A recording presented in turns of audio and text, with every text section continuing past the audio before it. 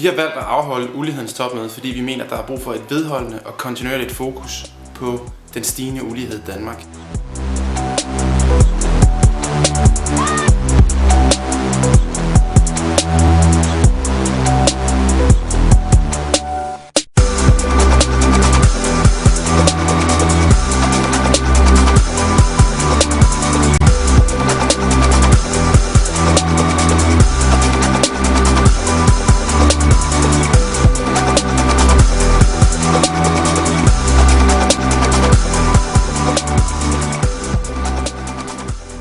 Well, what we've done is to put together figures on the amount of income inequality in each country. That is the difference between rich and poor, how big that gap is.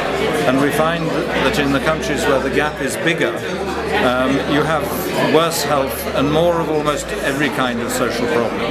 So the more unequal countries have more violence, they have more drug problems, they have a higher teenage birth rate, they have worse mental health. They have more people in prison. Almost everything seems to go wrong. And what's interesting about that particularly is that it's not just the poor who are affected by how much inequality there is. The poor are affected most, but even at the top of society it looks as if people do better in more equal societies. So, middle class people on good incomes would probably live a bit longer if they had the same incomes, the same education, and lived in a more equal society. Their children might do a bit better at school. They'd be less likely to become victims of violence, and their children would be less likely to get involved in drugs or to become teenage parents. So in that sense, we all do better in a more equal society.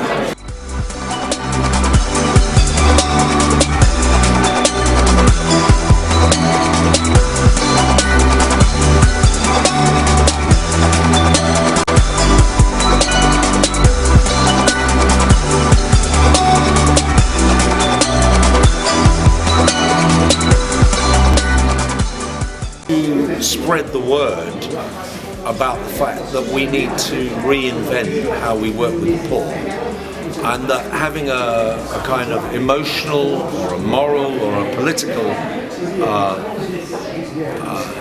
commitment is not enough, because we really have to reinvent the tools of social engagement. You have to fare well on welfare to say farewell to welfare.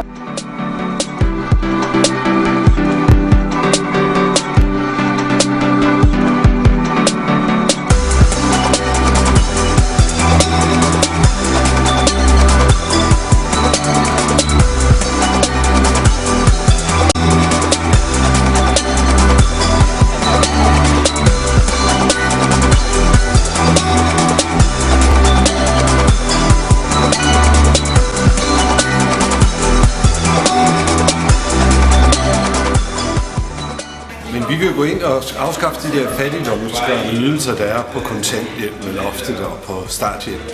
Og så går vi ind og beskatter millionærerne. Vi går ind og laver aktiebranchebeskatning. Vi fjerner fradrag for sundhedsforsikring. Vi sikrer en velfungerende offentlig sektor. Uddannelse er noget af det mest lighedsskabende, vi har.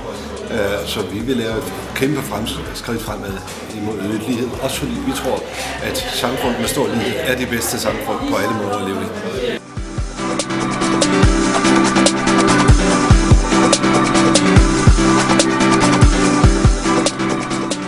Vi ser en klar tendens til, at politikere fra begge lejre nedprioriterer den stigende ulighed, som vi har i Danmark. Derudover så ønsker vi at samle de aktører, praktikere og teoretikere, der tænker i løsninger i forhold til den nye ulighed. Og endelig så mener vi, at der er brug for et nyt og mere innovativt fokus på, hvor løsningerne er og hvad løsningerne kan være. Og derfor er det sådan set også relevant at lade os inspirere fra den store verden.